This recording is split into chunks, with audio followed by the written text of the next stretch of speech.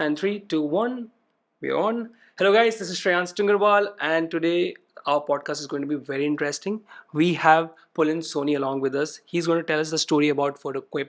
You must have heard this name many times in your photography and your cinematography industry. And आप लोग हमेशा इस नाम को सुनते हैं, बट आपको अभी तक मालूम नहीं है कि इसकी स्टोरी क्या है, कब स्टार्ट हुआ, कैसे हुआ, क्या किया गया है, क्या इन्होंने कंट्रीब्यूट किया है for Indian Society of Photography and Cinematography. So here we have Mr. Pulin, and please, Pulin, introduce Sure. yourself a little more better than me, Thank maybe. you so much, Shreyans. Thank you so much for having me, and it's absolutely wonderful being here and talking to you. I don't want to bore you with a lot of details, but I will definitely get into this to sort of give you a certain idea of how we started. What was the inspiration behind my grandfather starting the company. Okay. So this was in 1959. Okay. This was he was uh, he was quite young. He had just moved to Mumbai to pursue a career in photography, and he actually moved to Mumbai in the year 1950. So this was very Wow. close to independence. From where? And he moved from Kutch, Awesome. from Gujarat, Okay. and he was literally the only kid in the village, because we were from a village, and he's the only kid in the village who actually had a camera. I mean, and that too was like a broken-ish kind of camera that one of his friends' fathers gifted him. So it was a very sort of humble beginnings that we had. And then he moved to Mumbai, because that's what everyone said, that Mumbai is the place that you need to be if you want to get into photography or anything to do with that. Okay. At that point in time, he just wanted to be a photographer. Right. Awesome. So that's how he moved to Mumbai in the year 1950. He wanted to do a course here, so he actually enrolled himself for a course and for a photography course, which he, of course, passed, and then he got a job at a company called Central Camera Company, which is in Fort. Okay. And Still exist? yes, I think it still does exist. Okay. Maybe not in a very um, overt way, but maybe in some way, It's as there. yeah, Still it's exist. there. Okay. Okay. And so yeah, he got a job there, and then he was shooting all these celebrities, because Central Camera Company was quite a big studio at that point of time. And they were into everything. They were into cinema, they were into stills, into everything, and they were also agents. So they had agencies for a lot of equipment that was being sold in the photographic market in India at that time. And sort of fast forward to the year 1959, which is when he started doing things on his own, and he was a professional photographer, a commercial photographer, and he had gotten one of the flashes. I think it was a Mecha Blitz. It is a German flash that he got, and it stopped working. And so when it stopped working, he tried to get in touch with the local agent and try to investigate, what can be done about it, if it can be repaired or serviced or whatever here in India. And unfortunately, at that time, the agent was only able to suggest a replacement and not a repair. Okay. So they said कि if अगर आपको इसको कुछ सही करना है तो हमें इसका एक मॉड्यूल जो है वो import करना होगा और वो उसको replace करना होगा. Now that module was almost 70% the cost of a new flash. New flash. Okay. So that's when my grandfather said, "Nahi, yaar, I at that time it was still the beginning in his career, so he could not invest that kind of money into the repairs. So he said, forget it. Let me see what I can do on its own. Anyway, it's a dead flash. I can't Might as kill well it. open it. Yeah. So he opened it, and with a help of a few friends, he tried to figure out how to make it work. And luckily, he was in the right company. There were a few electronic engineers who were his friends. They saw it, they studied the circuit, and then they realized that they can replace a couple of components which are locally available in India. And they did that in theory, and they did it practically, after sort of calculating it in theory, and it worked. So the flash was repaired, everything was great. So that's when the thought came to his head that photography is an art. Photography is something that cannot be inherited, so you can't give it to the next generation. And he wanted to turn this into a business, something that can be passed on to the next generation. Got it. And he knew that if he just stuck to photography, it was an art. It was something that a profession. So that's when he got the idea of getting into manufacturing, and he said, why can't we make the flash here in India? And initially, he would sort of import CKDs, like complete knockdown condition. He would import these And assemble them. units and then assemble them here. Okay. And then going forward, he identified vendors locally who could make those parts. Oh, awesome. And then we had a completely indigenous flash that was made soon after. Okay. Going ahead, we got into, of course, there was an expansion. The company was quite young, and they were into an expansion mode. So they started also getting into a lot of equipment that is used in dark rooms. So enlargers, your squeegee rollers to give that So matte basically effect. adding things whatever we can. So yeah, so everything to do with everything to do with the photographic industry is what we sort of got into. Got it. And going forward, I think it was early 80s, late 70s is when we got in touch with Elinchrom. Okay. And we sort of met them at one of the exhibitions, and we sort of introduced ourselves that, hey, we are flash manufacturers in India, and if you give us a chance, we would like to manufacture for you as well. It was very interesting because India was considered to be a very backward country, company, and yes. they said that India mein ab banaoge, flash banaoge India mein. Flash was a very electronically big thing. Yes. So like, flash आप India में ठीक है, एक काम करो, I will give you this one flash. If you can replicate this and bring it to me, We'll think about and it. make it work the way this one is working, we will think about it. Oh. So that's how it all started with Elinchrom. Okay. And that time, actually, the current guys who own Elinchrom were not the owners of Elinchrom. So Elinchrom was not started by them. Okay. So there was a previous owner by the name Mr. Demiville, who was the original owner who started Elinchrom. Where is he from? He was also from Switzerland. Sweden. Okay, Switzerland. Switzerland, yes. Okay, Switzerland. So he was from Switzerland, and then unfortunately, he was detected with cancer at some point, and then he knew that he had to let go of the company because there was no way that he was going to survive the entire the cancer treatment and everything that was going on at that time. So he sold his company to the British agents. So the guys who were representing him in London. Okay. The Elinchrom brand. He sold the company to them. Okay. And then they took over. So they then became the owners of Elinchrom. And so when Mr. Demiville was there, we were manufacturing. So sorry, I kind of jumped a little bit, but coming back to it. So yeah, we successfully made that one light, and we sent it back to him. He was very happy with the way it worked out, and he said, and we got the first order of 500 units. So we were told that, okay, now you go ahead and make 500 units for us. Damn nice. And he supplied certain key components to us, and the rest we had to figure out. So everything, all the designs, whatever is done, Yeah. body, everything is manufactured by you then. Right. No, he gave us initially. They gave us the designs and all of that Okay. to manufacture for that first 500 lot. Yeah. So it started off with that, and then we successfully executed the order of 500 units, and then going ahead, the company changed hands. And then when the new owner came in, there was a little hesitance, like whether we should continue with an Indian manufacturer or not. Okay. Okay. But eventually, things turned around, and we were able to convince them that we can do a good job, Of course. and we can make this.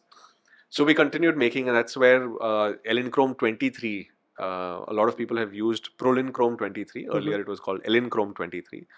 And that was sort of the beginning of Elinchrom 23. This was in the 80s. This was in the late 80s. And yeah, so since then, since about late 70s, early 80s, we've sort of been associated with Elinchrom, and we've been their manufacturing partner in India. And so fast forward to about 90s, late 90s, not late 90s, but probably early 2000s.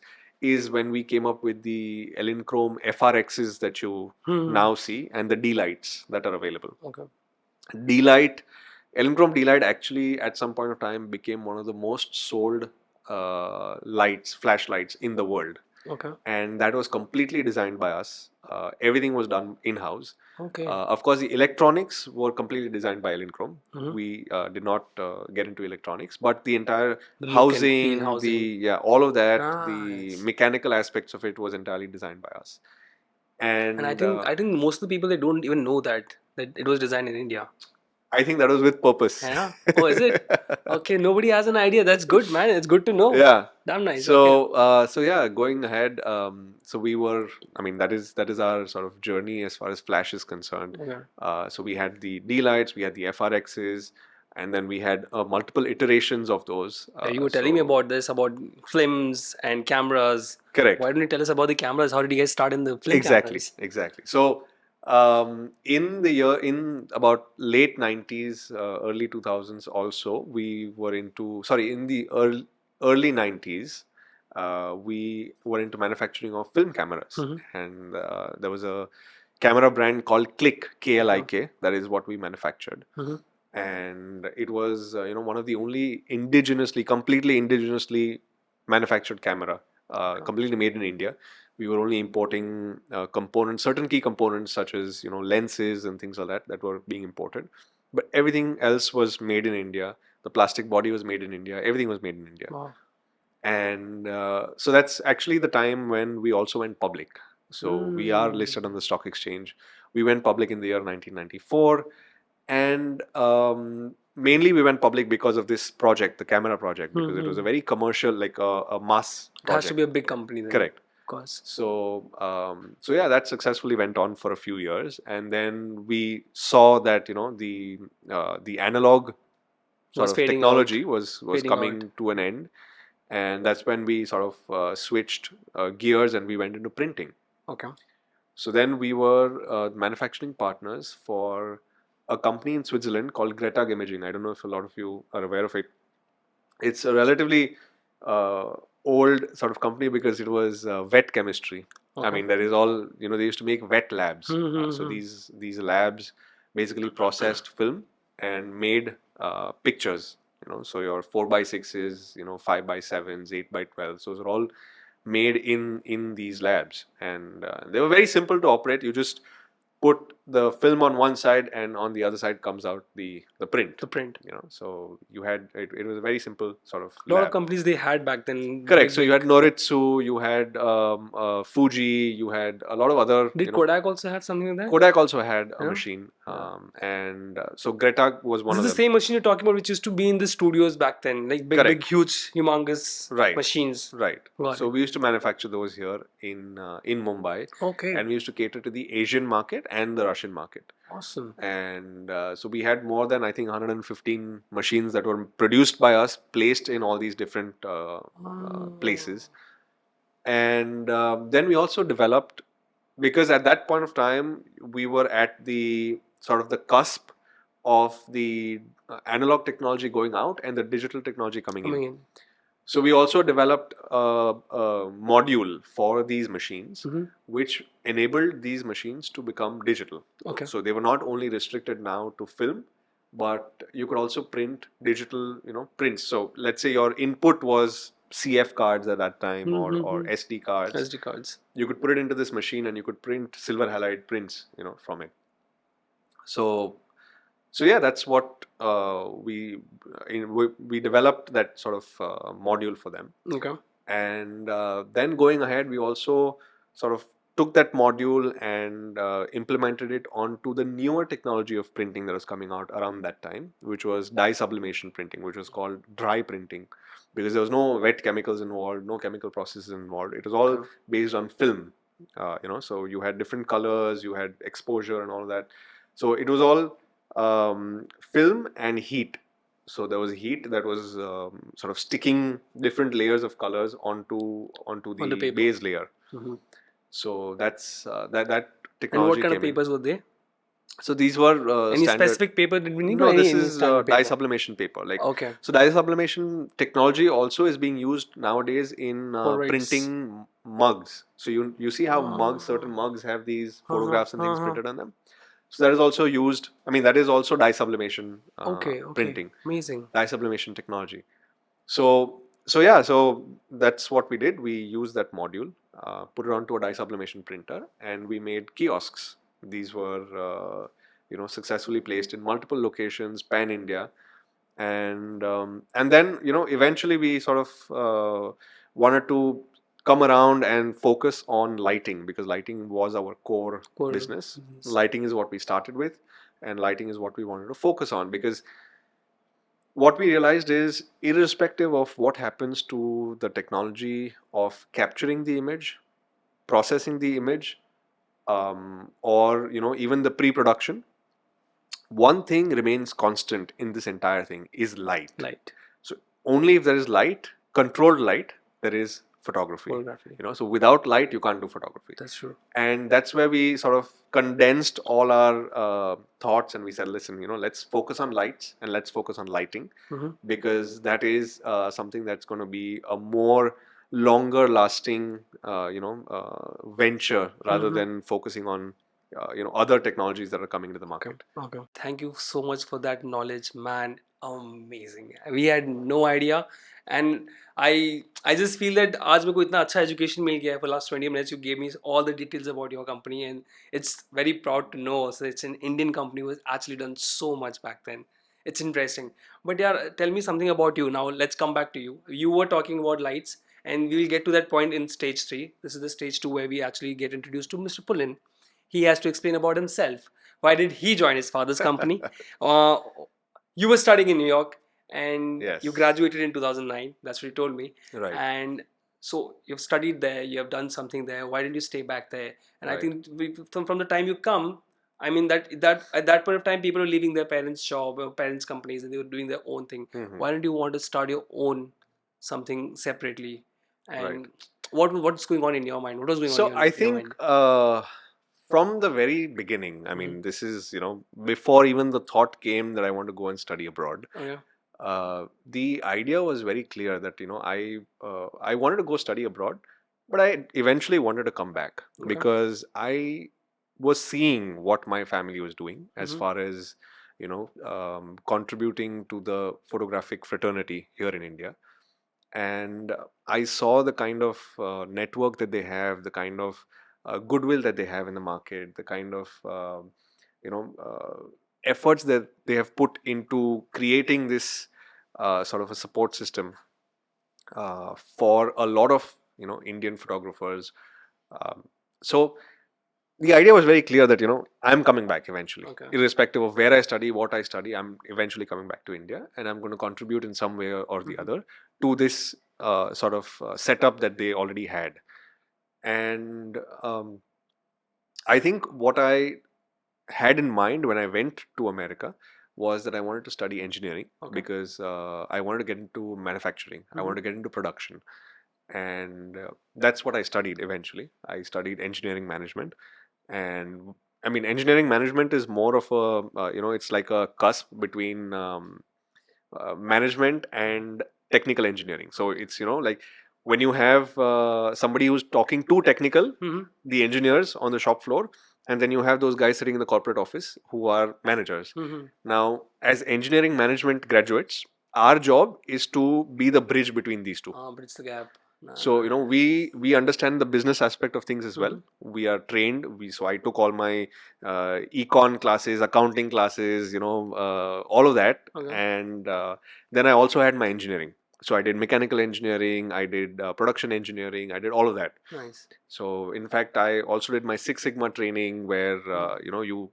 I mean, we'll get into it in a little bit of detail, but Six Sigma is basically a level of performance wherein you can only have 4 defects per million opportunities. Wow. Okay. So that's that's kind of how accurate your process needs to be. That let's say that I'm producing 1 million cameras. Okay. If I'm operating at a Six Sigma level, I'm only allowed to have 4 defective pieces in those 1 million that I produce. So that's when you say that you're operating at a Six Sigma level. Damn. So anyways, but Six Sigma, as it's actually a concept. It's a theory. It's a way of working. And so I trained for that. I trained for all. So what I'm trying to say is that yes, it was a very technical thing that I was training for, but at the same time, I had the business aspect in mind as well, because eventually I knew that I wanted to come back and I wanted to somehow implement all of this in our company and grow the company. So I wanted to come back and I wanted to sort of implement everything that I learned in America. I wanted to implement it in our in our sort of business here in India, and so that's how I got into it. And when I came back, very interestingly, my first sort of job within my own company was to work in sales. Oh. So I was working with all the sales executives, business development executives who were out in the field. So my job was to, sort of go with them. So meet all the dealers, distributors, and be in touch with them, sort of understand what they need. And that was my father's. I'm assuming that was my father's sort of thought process that you should first be on the front line. You should understand what is expected out of you as a company in terms of solutions. What the customer is looking for, and then you should sort of come back and get onto the drawing table and try to make something that sort of suffices their requirement. So that was the thought process of putting me into sales, and I stayed in sales for at least 5 years, and then in 2019 I basically, sorry, 2014 I got Manufacturing. into manufacturing. Okay. Yes, and so for the first 5 years of my journey in this company, I was not into manufacturing, although I'd studied manufacturing. But did that piss you off? It did not. Initially, it did because I kind of couldn't see why I was doing this, Okay. and like why I was in a sales role when I had done manufacturing, engineering. But eventually, sort of, I understood what the thought process was, and I think that's why, to begin with, yes, it was a little annoying that I was doing sales, and I was out 20 days of the month. I was out touring, in rural parts of Rajasthan or in Gujarat, or going to like the northern parts, and I've even done like south and all that, and I've traveled in ST buses. And I've traveled in trains extensively in ST buses, because sometimes the connectivity between two local cities, you don't have anything else other than ST buses. True. And yeah, I've had very interesting stories even back then. But yeah, eventually, so I did understand why I was put in that role. And in 2014, due to certain strategic decisions, I sort of got into manufacturing. Okay.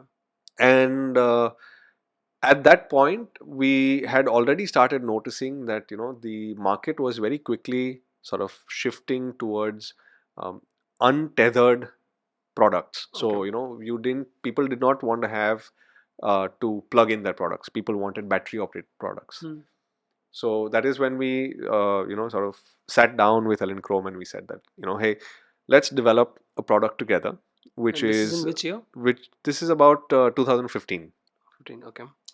So Elinchrom already had a battery powered solution No, they back then. did back then, Yeah, the but huge heavy battery pack which you had to right. carry along. I've used So no, those. they also had the compact ones. They had the ELB 400, the Okay. Living Light sets, the Ranger Quadras that they used to call, which were fairly easy to carry around. I mean, I was using Quadras, I remember. So we had this one Correct. head and we had this one Quadra. Exactly. And so I was using that for the initial, I think 2015 starting, I was using those. And it became a problem after a point of time because we had to carry like 3 of those. And we had this big, huge suitcase, and that we had to put 3, 4 stands and all of that setting. Right. Right. So yeah, I remember that light. Yes. Okay. So Please so go yeah, ahead. so that's when we told them that I think going ahead, we need to put all of this into a monoblock. People are not people are wanting a solution wherein there is no wire in the middle, connecting, let's say, a battery pack or a unit to the head. So all of that needs to be compacted and put into a monoblock. And so Elinchrom was looking into it, and sort of they were the R&D guys. So as far as the electronics were concerned, they were taking the lead. And but their thought process was different. Their thought process was that we already have a tried and tested solution which is working very well, and it's state of the art in terms of the technology that's being used. And I mean, we can probably continue with this for the time being, and let's see where this technology evolves to, the monoblock with the battery. And yeah, so that's where we actually saw the Chinese actually come in first. Okay. With the monoblock with the battery built in kind of design. And as the years went by, very quickly the Chinese companies sort of adapted. Yes. And actually, to be very honest, since this photography and flash and all of that, was a very niche company, a niche sort of Market. area, niche Area. market for the Chinese guys to look into, because Chinese really wanted to, like, manufacture the more commonly used Commonly things. But eventually they realized that there is a sort of a gap here, and they got into the photography industry. And that's where you see that, in the late, I think it was the late 2011, late 2012, is when you had a rise of all these But Chinese do you think they companies. have made the market cheap for them? Matlab, the equipment they have made it very cheap, and then it's more accessible to a lot of people out there now. Yes. So what they have done is, to begin with, I think the Chinese uh, very heavily relied on European technologies, To copy and paste. and I wouldn't use the C word, but but they relied very heavily, Okay. or they were inspired very, very heavily with the technologies that were used in Europe. Mhm. And the Europeans were the guys who actually invested a lot of R&D, who invested a lot of time to come up with a lot of technologies. Even your, high speed sync technology, for example. Elinchrom has a very interesting way of doing it, where when you have a flash curve, we actually take a slice of that curve. Okay. So when we take a slice of that curve, you get the sort of the best color spectrum, because you're taking a slice of that curve. You're not cutting that curve into a flat this thing, and you get the maximum power for that duration. So technologies like these were developed by the Europeans, and the Chinese at that point of time were, for the main, I mean, for the most part, they were playing catch up. Okay, so technology drivers were the Europeans, and of course manufacturing में China को कोई beat नहीं कर सकता, because it's just, the sheer volume that they manufacture at is just something that not other people can Compare also. yeah, compete with. So yeah, the Chinese came in very heavily, even into the Indian market, and they saw the gap. They saw the gap of battery powered unit not being there in the Indian market, and the demand being there for it. And that is where sort of the entry of the Chinese guys brands in India happened. But before that, we when we were dealing with Elinchrom, our motto was very simple. Our motto was that we are making a world class product here in India, completely indigenously in India. So it is our duty, it is our responsibility to make these products available for the Indian photographic fraternity at an affordable price. Okay. The same thing we could have asked for a huge premium, because globally it was being sold for a premium. But of course, globally it was being sold for a premium because there were a lot of other costs that were added to it. For example, you had freight, you had marketing, you had the Swiss standard of doing business, you had all of that. So when it was being sold globally as a Swiss product, of course it was priced a little bit higher than what it was here in India. But of course, we had come to an agreement between the Swiss company and us, saying that in India, for these products to penetrate, for these products to sort of hit, or not hit, but be available to the masses, it is very important for us to keep the prices in check. So we don't want to unnecessarily inflate the prices and sell it here in India. So, although these products were Swiss quality, world class, export quality products that were being sold here in India, we were selling it at Indian prices. And that this entire sort of inspiration came heavily from my grandfather's philosophy, that the photography fraternity should work together in promoting each other, rather than trying to compete each other and step onto one another. Beautiful. So that's something that we took, and that's something that was very central to our philosophy, that we wanted to always help the industry in the best possible way. And that's why all our Elinchrom lights were in India. They were one of the most widely sold lights, because they were the right price for the best quality. Right, so that's how it happened. And then unfortunately, due to the economics and all of that, the Chinese entered. And when the Chinese entered, they entered in a big way. They saw the gap of the battery-powered solution that people wanted here in India, and they were able to provide it.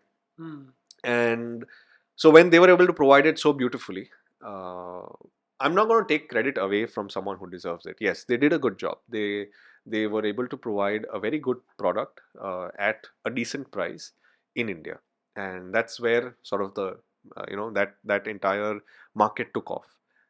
And simultaneously, what we saw is that China was not only entering the Indian market, but it was entering the global Global market in a market. very big way. True. Because now the sort of the dragon had been awakened, that listen, there is an opportunity here. It's Photography all over industry now. is That's good. always it there is a Yes. there is a thing here. So let's monetize it.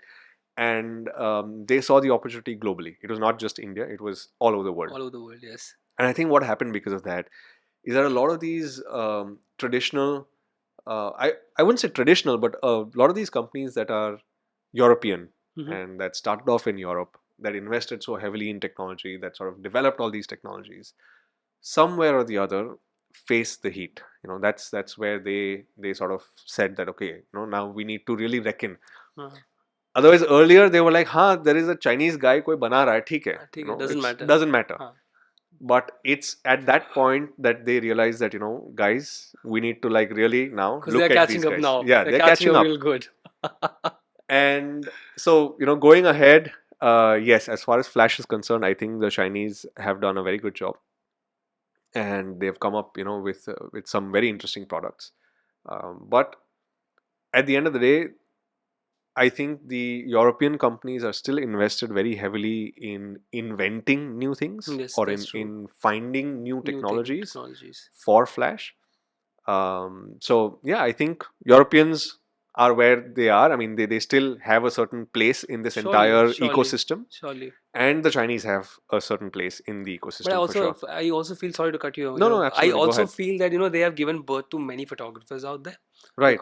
because they got so cheap.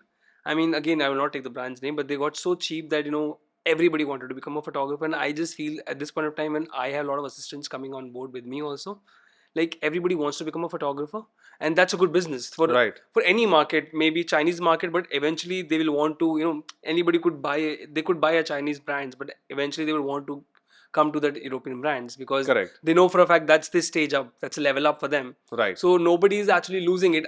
That's my perspective, not in terms of business, but in terms of this understanding. Where as a photographer, when I started, I also started very small Chinese brands, this and that, this and Right. that, and slowly I got to European brands, and I stuck to it because I love the quality and everything. But meanwhile, what I just understood is that they gave birth to so many new photographers, and Correct. that's good for the business, for both Absolutely. these sides. Absolutely. You know? Because I think what happened is that for the longest time, a lot of these photographers were scared of using lights, because Yes. they said, I can shoot daylight. Sir मैं daylight में बहुत अच्छा photography कर लेता हूँ, लेकिन अगर आप light introduce करोगे ना तो वो थोड़ा नहीं मुश्किल हो जमेगा. जाएगा, हाँ. नहीं जमेगा. So that was the kind of approach that a Yeah. lot of these guys had, and Now they can experiment because it's and cheap. now, yeah, they can It's cheap. experiment. It's really cheap. They understand, the fundamentals of lighting, Mm-hmm. and once they understand that, then they sort of recognize that, okay, now Yeah. I need something else. I need Mm. something a little bit more accurate, Better. or maybe better quality, or whatever it is. And I think that's where what you say is absolutely right. It's sort of like a stepping stone. Yeah. It's a foot in the door. Yes. You at Yes. least with that you can start your journey That's true. into That's true. professional That's photography. true. So yeah, going ahead, we sort of found ourselves that the markets were declining. The European demand was declining heavily. We had this entire factory set up, and we also found it difficult to get economies of scale, Mm. because kahin na kahin, let's say if you're making 10,000 units in a month, and suddenly I'm down to maybe 500 units a month. Ah. That's a big, I have overheads, I have all of this, I'm running a factory, and I'm only producing maybe one day's production for Mm-hmm. an entire month. Mm. So we started feeling the heat as well eventually, and that's when we sort of decided to venture into something else. Okay. And coincidentally, the pandemic also hit, and the pandemic hit. It was quite difficult for all of us, and but we have a little bit of a phoenix bird kind of a, rising from the ashes kind of a story here, Okay. is that we did identify sort of, another avenue for us to grow, and that was into cinema lighting. Okay. Because we saw that, somewhere or the other, LED lighting, or LED as a light source for photography or for video or for cinema is the future. It's coming in a big way. It's already arrived to a certain extent, but it's going to, take on even more and more. So that's where, in about 2-3 years back, we decided to get into cinema lighting. Okay. And we partnered with this very nice brand. It's a global brand. They have more than 250 patents in their name. They've been around for 30 years. In fact, they were one of the first commercial guys to come up with an LED light source for photography. So these guys were looking for somebody to be their custodian of the brand. Okay. Somebody who not only is a typical trader, कि just somebody कि ये माल मैंने खरीदा और यहाँ बेच बेच दिया, दिया, वो नहीं चाहिए था उनको. but they wanted somebody who can actually resonate with the brand, who can actually set a tone for the brand in India. Okay. And we had done that, all our lives we'd done that with Elinchrom and with a host of other brands that in fact, we were the first guys to actually get Manfrotto to India. Manfrotto and Gizzo to India was brought by us. So, we sort of had this entire journey of manufacturing, but at some point, I realized that to very quickly bring a quality product into India, um, especially in the cinema industry, we needed to sort of partner with a very well established market leader in this particular segment. And that's where we found NANLITE. NANLITE. Okay. And we'd been in touch with them for a while, since a couple of years actually. I'd known the owner very closely, and Where is this brand from? they are from China. They are From from China. mainland China. Okay. And we had spoken on multiple occasions. We used to keep meeting in fairs and things like that. And she would keep telling me that, Pulin, why don't you start doing our products in But India? did they want you to manufacture your product? Their products? No, this was not manufacturing. Not This was manufacturing. distribution, and setting the brand tone for them here in India. Got it. So finally, when we thought of expanding and getting into the cinema sort of line, is when we partnered with them, and yeah, that's sort of the birth of our relationship with NANLITE and with NANLUX, which is a sister brand, which is into hardcore cinema stuff. They are only into professional lighting equipment. NANLITE, on the other hand, is a much wider spectrum of products. So you have everything from what a vlogger would need, all the way up to mainstream cinema. Mainstream cinema. And then you have their NANLUX, which is a absolutely pro range of lighting, which is everything that you use in your mainstream cinema. So everything from your regional cinemas are currently using extensively our products. Of course, Bollywood is using our products to some extent. A lot of these smaller productions, OTT productions, all of those guys. Everybody's using. Even everybody's we use using all yeah. the time. All our advertisements, we are always using some or Exactly. the other. So the other thing that I wanted to really emphasize on over here is that I think personally, I feel that even in lighting, we are seeing the technology shifting. So um, I think xenon flash is going to stay around for a bit. It's not completely going to go, but I would say maybe 80% of the job that can be done with a xenon flash can now also be done with continuous lighting. So going ahead, a lot of these photographers are preferring to use continuous lighting, especially in a mix kind of a shoot, Yeah. where they have video and photo. We have that problem every single time. Exactly. Yeah, So we have those issues. it makes the entire workflow so much easier. Easier. It reduces the time drastically. Does. I remember in the beginning, I was a little reluctant. I'm like, I don't know कैसे होगा ये, क्योंकि हम लोग flash वाले हैं और हम लोग ये कंटिन्यूस लाइट इंट्रोड्यूस कर रहे हैं, फोटोग्राफर्स को पिच कर रहे हैं, बट फोटोग्राफर्स कर पाए, मतलब वेदर दे नॉट कर पाएंगे, but whether they would like to use this light. And then my eureka moment was when I had this one commercial photographer. I'm not going to name, but you can name, please. But no, I think I not for this time, maybe for the next time. But okay. So she came and she told me, she's like, Pulin, something really amazing happened. Normally I am so prepared for a shoot to last 8 hours, 8, 9 hours. Sometimes even 12 hours Mm-hmm. as a shift. And I was able to do my shoot in 4 hours flat, the Mm-hmm. entire thing. So I said, the still bit. So नहीं नहीं पूरा shoot video मतलब photo दोनों मिला के. हाँ दोनों मिला के video Mm-hmm. still. I said, how were you able to do that? She's like, Pulin, it was because of lighting. I didn't have to keep switching my lighting in and out. I didn't have to keep introducing flashlights, Mm-hmm. remove those, get the continuous lights in and all of that. We had one set of lights. The videographer was doing his job. I was doing my job. We were working in tandem, and my entire shoot was done in 4 hours, 4 hours. which Okay. was unheard of. I have never Very done nice. such a short shoot, which was Mm-hmm. like a season shoot, like when you're doing like a fall season or something like that for garments. And so that was my eureka moment. That's where I said, I think we really have something here, Mm-hmm. that people are going to slowly but surely Move get towards LED into lighting. continuous lighting. That's true. Like a lot of big And photographers are actually at this point they are using LED lights. And there are a few really great photographers right, out there in the industry, and they're just using LED lights because it makes their life very easy. And I think that's the point, right? You want to be get done fast and correct, better, and nobody's irritated. What happens is key, like many times, when I'm shooting up pictures, I have my light set up there, and then there's a videographer light, right? So now I'm asking to do movie lights. Let me right, do my picture, and while I'm doing my picture, he wants to take a video, and then there's everything strobing all over. correct, So we both are just not happy with the output that we are trying to get, because I'm not happy, you're not happy. But when you have these LED panels going on everywhere, correct, life is very easy. I've set my lights according to my style, you have set your lights according to your style, and let's just work around in this. right, It makes your life very easy. yeah, But at the same time, there are many times,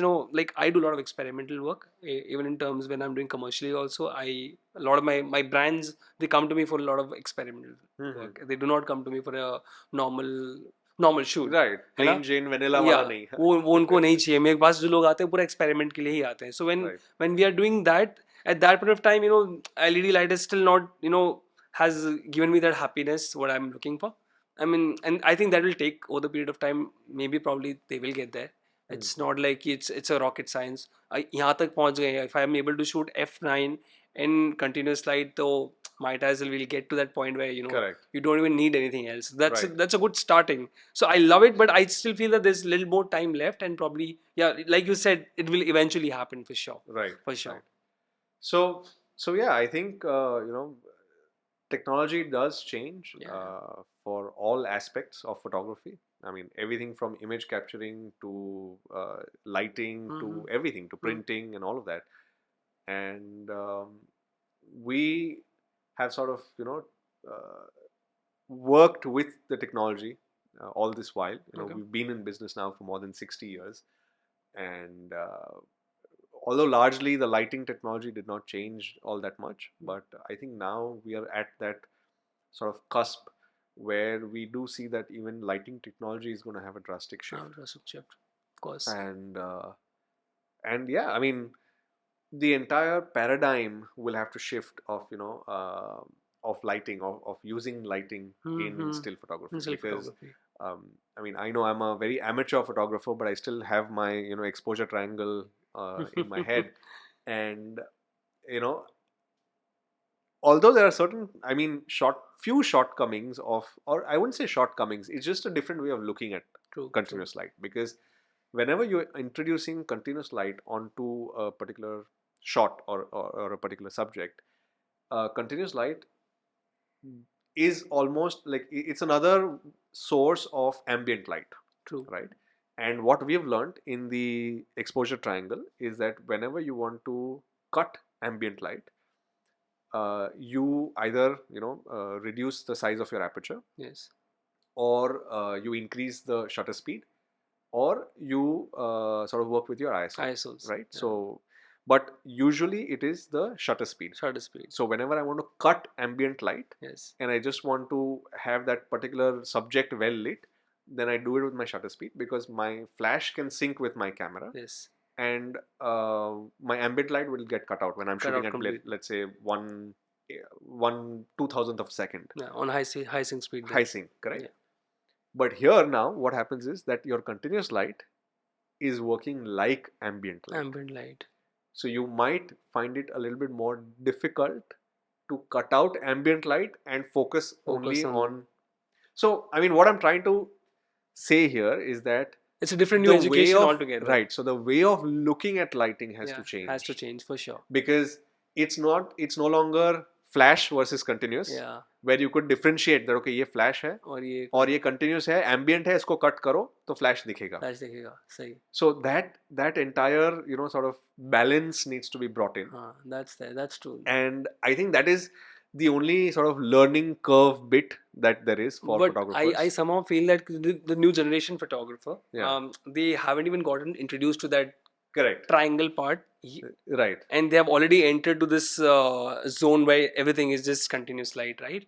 So a lot of people, they don't even need to get to that study because they are just learning this first bit. The second bit, not the first bit, because they haven't even, like, there are a lot of photographers. I mean, I meet people in day-to-day base, and everybody, when they come to me, I keep having these interns for 6 months under me working, right? And when I meet these guys, they have no idea about how this whole thing works, right? So they have no idea about it. They are just like, okay, continuous light hai, isko aise use kar lenge and we are good to go. And so they haven't even gotten introduced to that bit, so probably it might not be a problem for them. Yeah, for the people who's come from the film time or from 90s or from 2000s, they might still want to get comfortable with it, and that's a little difficult also at times because a lot of senior photographers, they aren't comfortable to use this constant lighting until unless it's not making a big issue for their photo shoot. Other than that, I think that's the whole area we are at. But I think I must say something here that it depends. Well, I wouldn't say it depends, but what I wanted to say is that if you look at continuous lighting, the problem with continuous lighting or the manufacturing technology behind continuous lighting is such that continuous lighting can be of a huge variety of quality.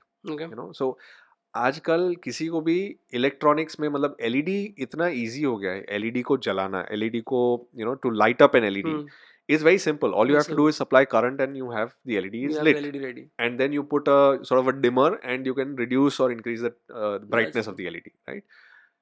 But the key lies in having good quality light in continuous lighting systems, especially in photographic and videographic applications. True. Because if you are trying to shoot with a घर की जो LED light है उस quality की light से अगर आप shoot करना चाहोगे तो you will not get the results. You will get flickers. You will get flicker. You will not get the correct color rendition. नहीं आएगा, बिल्कुल भी नहीं आएगा. You will something as basic as CRI, which is your color rendering index. Just knowing. So now these things are going to be taught in photography. In photography, right? So your CRI is going to be. I hope they teach. Exactly, because till now CRI का कोई जिक्र नहीं था क्योंकि CRI was not there in Flash. Flash was always 100% CRI. That's about it. 100 CRI, sorry, not percent, but 100 CRI. But in continuous light, in LED especially, it's not incandescent. So it's not what do you say? It's not a xenon flash or whatever. So it's not mimicking the sun. It's got a very flat curve, like a lighting curve. So what happens is that there are a lot of times where you will not find all the colors of the spectrum in the lighting in that light curve. So you might find that the light is a little bit bluish or greenish or something like that. You will not find a accurate pure light. So again, it's very, I mean, you will have a lot of options in the market, but what will sort of differentiate between the good ones and the not so good ones are certain aspects like this, like your CRI, your build quality, the entire thought process of the moment you get LED technology, you need to cool it. Now, a lot of people, a lot of manufacturers, the professional manufacturers will also think about the sound that the fan of the light produces. Correct? It does. And will give you an option in certain very noise sensitive environments, allow you to turn off the fan. Right? So and I think we already have that. Yeah. So we have that. But what I'm trying to say is that these are the thought processes behind selecting a good continuous light source, because light source तो आपको continuous वाले बहुत सारे मिल जाएंगे. And अभी भी market में it is flooded with continuous light source options. But you need to be careful because you can't blame the light I mean, you can't say कि भाई मैंने तो ये लाइट खरीदी थी लेकिन इससे फोटो अच्छे नहीं आए, बट आपने थोड़ा रिसर्च आपने नहीं किया, एजुकेशन नहीं किया, रिसर्च आपने नहीं किया. हाँ कि यू शुड अंडरस्टैंड कि जो लाइट मैंने खरीदी है वो वाकई में सही है, whether it's actually it has the capacity to give me a good quality photograph or not, True, true, right? true. So I think those are the things now that people need to be more educated More about, educated or educated about, is CRI, color rendering index. Very briefly, I'll just talk about color rendering index, which is basically the capacity of the incident light, what is falling Okay. on the subject, Mhm. to reproduce the accurate colors of your subject. Okay. How does that happen? Is that the incident light needs to have the entire spectrum, Okay. the entire color. So आप जो VIBGYOR जो हम rainbow के जो देखते हैं, so it देखते needs हैं. to have that entire spectrum of Okay. colors. Mhm. When you mix it together, you get white light. Right now, sunlight is 100 CRI because sunlight has all the wavelengths in it and it produces accurate light. That's why even आप थोड़े मतलब बुजुर्ग को भी अगर आप बोलोगे कि भाई ये थोड़ा आप देख लो, तो they will go out in the sun and they'll say हाँ थोड़ा sun में जाके थोड़ा देखते हैं, I'll get accurate colors. So that is where CRI comes from. Sun is 100 CRI, xenon flash is 100 CRI. LED can range anywhere between 50-60 CRI to 98-99 CRI. It's still not 100 CRI, but it's important to have higher 95 plus CRI because that is when you will actually get correct. Color reproduction of the subject onto your photograph. So I think CRI is very important, as far as LED lights is concerned. The other thing that a lot of people get confused with is the color temperature, right? So now the color temperature is also it's a concept that also comes into flash, and of course now it's coming into LEDs as well. Color temperature is basically the color of the light. So the yellower that you go, the lower the color temperature. So 2700 degrees Kelvin or 3200 degrees Kelvin is your yellow. And when you go on the other side, which is the higher number, so it could be 7000 degrees Kelvin or whatever, that's the whiter side. Sunlight is 5600 degrees Kelvin, right? So that's sort of like the neutral mark. So you have 5600, which is your neutral light. Anything below 5600 goes more towards incandescent light or the yellowish light, and anything above then becomes a little bit bluish. So the higher you go, the more bluish the light will become. Now it's very important to also have a control of that aspect in your continuous lighting. So the reason why I'm talking about all these sort of small technical concepts is that when somebody who's watching this wants to get into continuous lighting, they need to be careful of these aspects. When Very true. you need to know what the CRI is of the light, you need to know what color temperatures it can give you, whether it can only give you warm, whether it only give you white, or whether it can give you the entire spectrum. Yeah. So I think it's a new, what do you say? These are the new concepts that need to be discussed. That's true. Going That's ahead. True. But do you think all this new institution, would you want to send some of your executives or your photographers who are your ambassadors? Would you want them to go to different institutes and talk about these things? Yes, of course, because I think again, sort of drawing from the philosophy of our organization and what we wanted to do for the fraternity as a whole, photography, we've always believed in education. We've never believed in, putting something in front of your face and saying like, "Ye lo, mera kharido, ye best hai." We've never done that. We've always believed that, we should educate them and we should responsibly educate them and not misguide someone, right? So again, I think going forward, that is what we will continue to do. Okay. We will continue to educate people because we are from the technical side, we are from the manufacturing side. So we have a very good understanding of these technologies. We have been in this professional market, or we have been in this professional segment for more than 60 years now. So we really understand the entire technical aspect of things.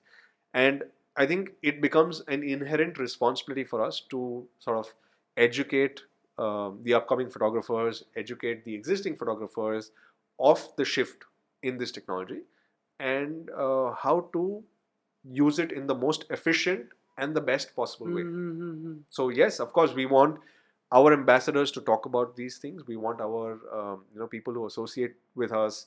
We want them to sort of have a basic understanding But do you about. have any plans going on for that, or are you Yeah, we doing are that already right now? engaged. We are already Okay. engaged. We have a very active influencer program. Okay. Where we sort of get together with a lot of these, you know, influencers who really know what they're doing. Okay. So again, I don't want to sound very judgmental. I hate. I would hate to sound that way, No, but but that's okay because that's the but point. so what happens is that a lot of there is sort of like the negative aspect of what has happened in terms of photography being commoditized. Okay. Everybody who has a camera now thinks he's a photographer. Mhm. But there is a difference between the art of capturing an image, where there's a thought process that goes into capturing that image, and you just point at different things and just take like 1,000 pictures, Mhm. come back and then sit on your computer and then try to see कि हाँ इसमें से कौन सा सही shot कौन आया सा हाँ हजार में frame. से एक तो आ ही जाएगा अच्छा Correct. वाला साहब है. So that is, I think, it's just you're like a carpet bombing. You're just doing a carpet bombing and you're hoping and praying with your fingers crossed कि यार एक तो एक आएगी. तो आ ही जाएगा. हाँ, वही But चाहिए. that is not what a photographer should do. That's what I'm it not is. saying that they are wrong. They are not photographers. I'm saying that they need to be educated enough in this field that this is what you need to do in terms of planning a shot, in terms Mm, of conceptualizing it, in terms of visualizing it prior to you shooting it that's true. and then shooting it. That's true. Having So complete mood board. exactly. So That's the that's idea. that's I think to some extent that's what sort of separates photographers from people who are just capturing images. Mm-hmm. So uh, 5.6 125 wale, that's what we call a lot of these people who by chance अगर आपने वो setting हिला दिया तो they will not know what's wrong with their camera. They will blame the camera for it. They're like ये इसमें कुछ गड़बड़ है. They will go back to the guy shopkeeper and be like यार इसको सही कर दे. So it's those kind of people. So our job, our responsibility, being in this industry for such a long time, is to help these people, is to actually improve their knowledge base and to get them to a certain level where they are very clear about their concepts. And see, a lot of these people are actually inherently artistic. They have this ability within them, but it's just that little technical bit that we need to bridge. And that's what we want to be. We want to be that technical bridge that, okay, we will enable you. We have given you the paintbrush. You are the artist. We've shown you how to use the paintbrush a little bit. We've given you now you do it. Now you show what you want What to you show. want. So yeah, that's what we want to do. Nice. Very nice. So ठीक है. Thank you so much, Pulin, for giving us such amazing knowledge. I think किसने इतने आके इतनी smart वाली बातें नहीं की है यहाँ पर Oh God, podcast में. please. And it's very necessary also. I feel कि जो points आपने बताया ना, like about CTO, like you actually told us the full form of CTO and CTB right now. It's such a small little detail which nobody has ever spoken about, and these are Right. small little information what nobody wants to even I Bother think with. bother to know कि Right. क्या है. ठीक है, CTO filter ही तो ना ले लेते हैं, but then small little details, right? Right. And it's very interesting. Coming to the point, we are towards the end, and I was thinking that I'm gonna ask you a few questions because these are the kind of questions a lot of people they ask me. A lot of photographer friends of mine, they always end up asking me these questions. How does a brand choose you as an ambassador or an influencer or a mentor? Right. Or do they give you free equipments? Or do you plan to do a workshop for them and then do you get paid? All of that kind of a jazz, right? So my first question to you is that how do you guys choose your ambassadors? And do you think somebody becoming an ambassador for your company is important for them or for you? Right. So I think there are a lot of fundamental aspects or fundamental concepts that I would like to clarify at this point regarding ambassadors, regarding influencers, or regarding people who we associate with as a brand. There are, I think, basically two reasons, for the most part, that why you would want to become an influencer. One would be some kind of a commercial gain, be it in the form of gear, be it in the form of remuneration or whatever it is. And the other one would be to be associated with a brand so that there is a certain amount of fame or certain amount of recognition that you can get, by the virtue of being associated with a brand. Mm-hmm. So now, what we look at as a company is we want to associate with people who are fundamentally very clear Okay. about what they want to do, Mm-hmm. and about how they want to contribute to the society of photography or photographers or cinematographers, Mm-hmm. the trade basically. So we want to associate with people who can guide in the right way. Okay. Of course, we have certain programs where we run global programs, so where we have directives through the global team, Mm-hmm. where we have uh, gear that's given out, free, and to the ambassador or to the influencer in return for um, education, in return for of course content, Mm-hmm. because we want good, smart, tasteful content Content. that is put onto our social media as well. Mm-hmm. Because today's day and age, everybody, social media is a form of identity for you or for the brand. And I think it's very important to set the right tone even on your social media profile, Mm-hmm. because when you're scrolling, the first impression that a consumer is going to make about you is based on the content that he or she sees on social media. And what we want to do is we want to associate with people who really can deliver in terms Wow. of either they are a very good artist who can really produce very good quality images. They understand the concept of lighting very well. They use lighting. A lot of people, might not use lighting. They might be just natural light photographers. Mm-hmm.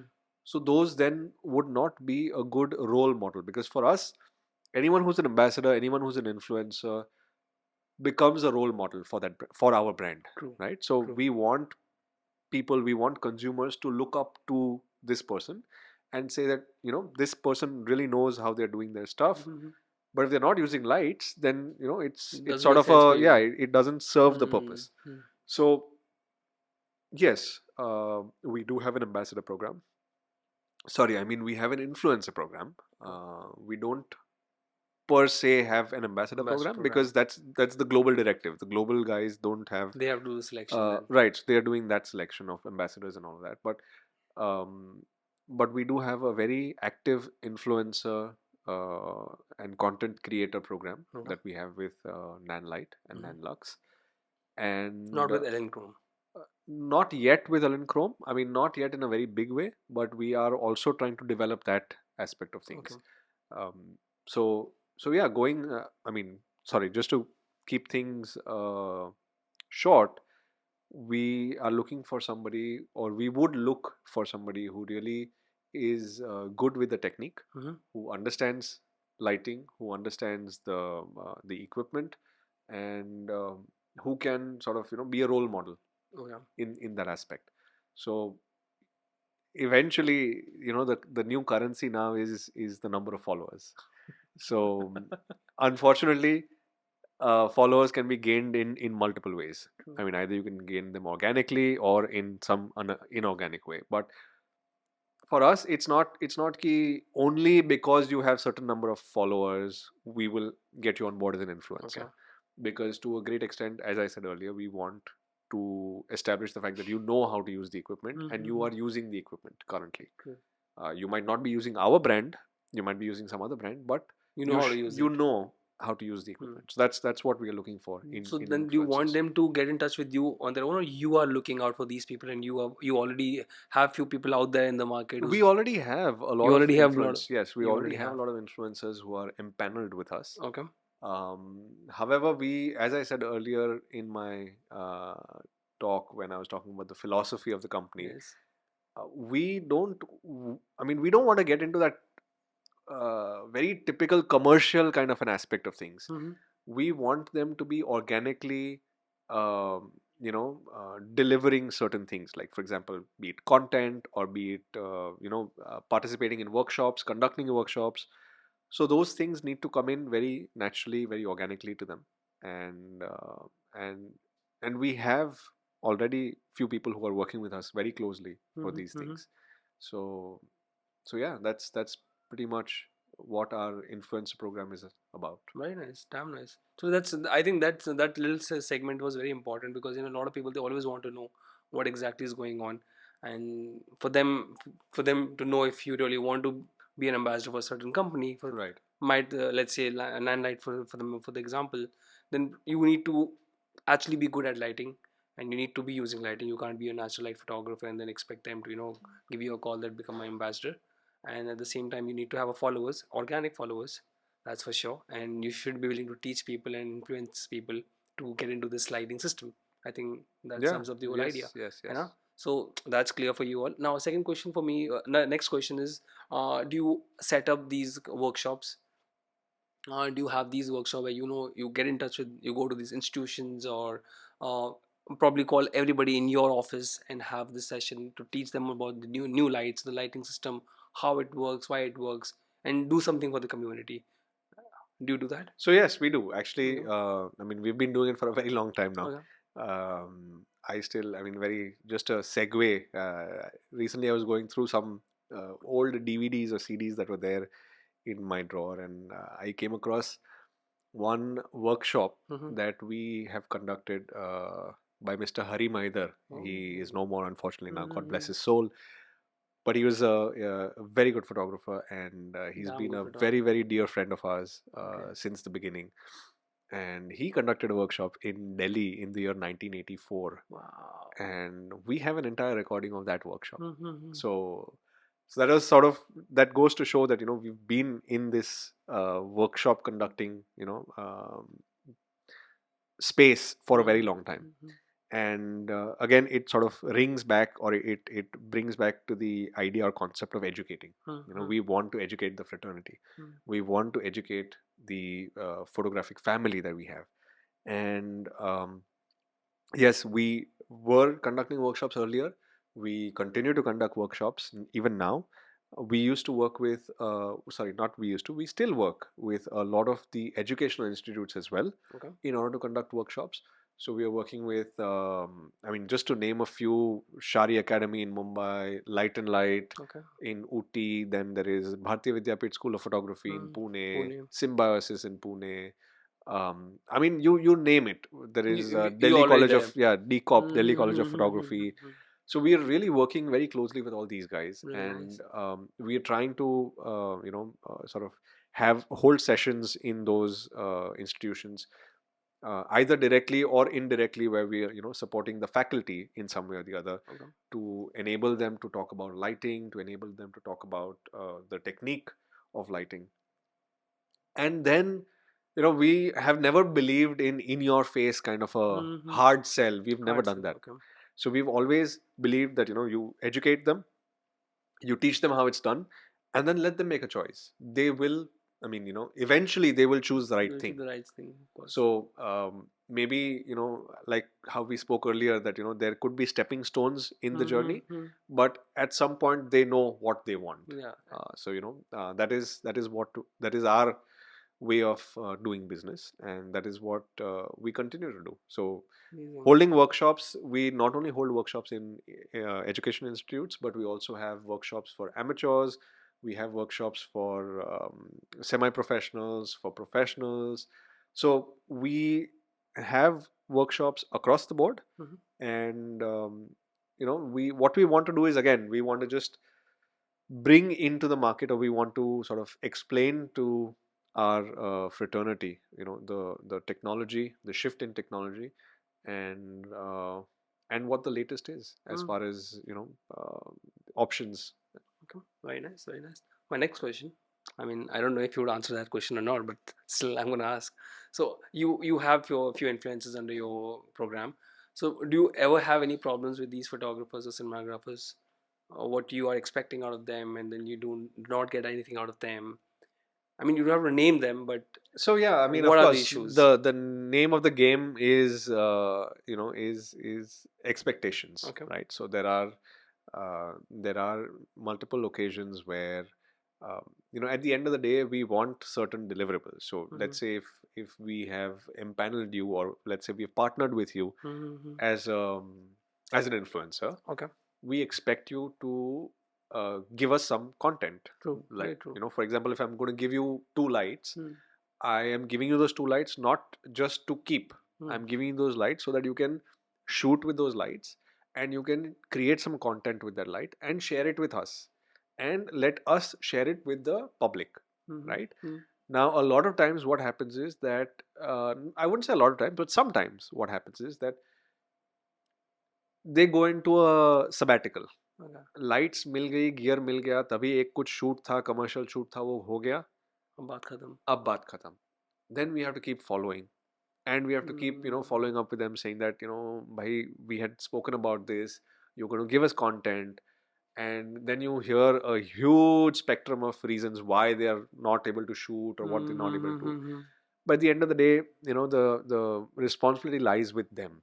That, if True. if True. this if the company has partnered with you, you need to also do your bit, Bet. right? So it can't be a one-way street. That's true. That's So true. I think that's as far as our issues with influencers go, is that, I mean, Okay. it's just that we don't get anything in return. Is it every And single time or no, not no, no, every time? it happens very Very rarely, rare. because Okay. we are very careful when we associate with people. Okay. um, we ensure that, the people that we are associating with are responsible artists who can help us Mhm. with, with content, and with other things. Like, for example, we had a very interesting workshop in our studio, Okay. in our office. And I think the way that workshop was conducted was really, really nice, because Mhm. what happened is, this person is an influencer. Okay. He's working with us, You can name them and if you have to. That's completely fine. no, I think I'll not just yet. But so they conducted this workshop in a very interesting way. They not only shot themselves, but they also had everybody in the audience Okay. shoot the same thing that he was shooting. Okay. So let's say it was a one light setup. So it was just one light with the model and a background, and he took a couple of pictures, and then he showed it to everyone that this is what I did with one light. Now, why don't you try and recreate this, or why Mhm. don't you try and do something of your own Of your with own. this one light Okay. setup? So it was very interesting, because we gave enough time for everybody to do it, and then they were all able to share their work Mhm. on their camera and say that, this is how I did it, this is what I did. And then he was able to also talk about, maybe you should try this differently, Mhm. do this, etc. And then another interesting activity that we did with him was, in the same workshop, we actually formed pairs, and we said that, here you have two RGB lights and you have a key light. Now do something, do something creative, Mhm. something out of the ordinary. Okay. And that was very, and everyone was given, I think, about 10-15 minutes to Okay. come up with something. And one person had to hold the light, and the other person shot for the first 15 minutes, and then for the next Vice 15 minutes versa. it was vice versa. Nice. So something along those lines. But I think it was very interesting, because it was not just the audience sitting and listening to it. It was not a one-way thing. It was a two-way thing. Two-way thing. So the audience themselves were getting up. They all had their camera, and they were shooting, and they were coming up with concepts, and then they were talking about those concepts, and they were showing it all live in the workshop. Very nice. So I think these kind of workshops are what we really Look forward to. strive or look forward to, Mhm. because it's gone are the days where everybody wants to just sit in the audience and listen to somebody talking about something. They also want to Be a be a part. part of Be it. a part. That's true. And I think that's very important That's going true. ahead. Very true. Most of our workshops that we plan going ahead, we would like to have some kind of an interactive session like this, That's nice. because I think it really makes a difference. Yeah, it It does. It really, does. It always does. yeah, In all my workshop also, not ever. So I always keep like 3 to 4 people in my workshop. I never have anything beyond that in right, all my workshop. And these are like 3 days, 4 days workshops, right? So in these workshops, I make sure that they make their portfolio and when they leave. right, So I mean, only then it is making sense. Otherwise, it doesn't make sense to me also because I could teach you 1,000 things, but then if you're not able, you will not be able to do it unless you try it right in front of me, and I correct, can guide you if it's right or wrong. Right. So that's when it makes sense, and that's the only kind of workshop I do. That's the reason I don't do a lot of workshop, because they get very expensive since we are only 3 to 4 people, and we Right. have to have the whole set of team, makeup artists, stylists, models, and a place and a location, Right. and this 3 days, so that khana pina rehna sub, everything has to be Mhm. managed. So they get very expensive, but I think that's the kind of workshop everybody should be doing, so that at least people, they learn something really great out of it. It's very important to understand that appointing or associating with influencers is not a one-way street for us as well. It's not that only they are going to be benefiting from something. To a certain extent, even the brand benefits from being associated with these people, because of the kind of work that they do, because the kind of narrative that they set. It's very important to understand that this is a symbiotic relationship. It's a mutual relationship. It's not ki, just the influencer is going to get something from the brand and that's the end of the story. It's not that. So that is the kind of influencers that we want to tie up with, or we want to associate ourselves with, that where there is a mutual sort of a benefit, where they benefit and we also benefit from being associated with them. So yeah, that's Okay, so you guys know what to do, and if you think that you could be a part of the company, please write them up, probably, or maybe they'll get in touch with you for sure, because they're always looking out for somebody very interesting and good out there. right. So that's always going on with every brand, that I can tell you, because I'm also a part of some few brands here and there. So that's that. And do you guys also run any discount program for people, other than that, who's not a part of your company, or who's just coming out new? And if they are looking for any discount, do you have any program of that sort? So we do have. I mean, it's not a like a blanket discount, Okay. but I mean, sort of on a case to case basis, you can definitely get in touch with us. Let us know that if you're a student, if you're aspiring, if you're Mhm. looking out for some kind of a help, we can definitely look into it. But in the past, we've run a lot of sort of discount programs for institutes. Okay. So let's say that you're a part of a particular institute. Then we run, when we do a workshop or something like that, at that point of time, we will run a special discount, for spot kind of booking or for spot registrations. And those are the kind of discounts that we do. But we also have giveaways. Okay. So we also have giveaways, and we have certain competitions that we do and things like that. So I mean, I really would encourage you to be a part of it, to somehow contribute, and if nothing else, at the end of it, you at least have a piece of work. Yes. You've at least done that. That's very well said, because that's something which I keep telling people also, that there are a lot of competition happening from all the brands, right? Right. And since you also spoke about it, so always maybe make sure that you keep looking at these brands. If they are running a competition, just be a part. You never know, if maybe you might not win, but if they might like your work, they might get you. They might definitely give you a call. So Yes. yeah, that's there. One Right. more question, man. एक Yes. question है मेरे दिमाग में. It might sound a little weird one, but do you guys also sponsor kids for their education in education about photography? Uh, we have not. Okay. We have, but we can. I mean, we would like to do that in the future. Okay. But as of now, we've not the. I mean, we've helped out the community in a lot of ways, but currently nothing. We don't run a program which sort of sponsors Sponsor kids kids in their journey to photography or to cinematography. photography. Yes. Okay, cool. I mean, just a question, guys. All right, thank you so much, Great. Pulin. Thank you It so was much. lovely Thank you having for you, having man. me. ठीक है, चलो. Thank you so much, guys. See you.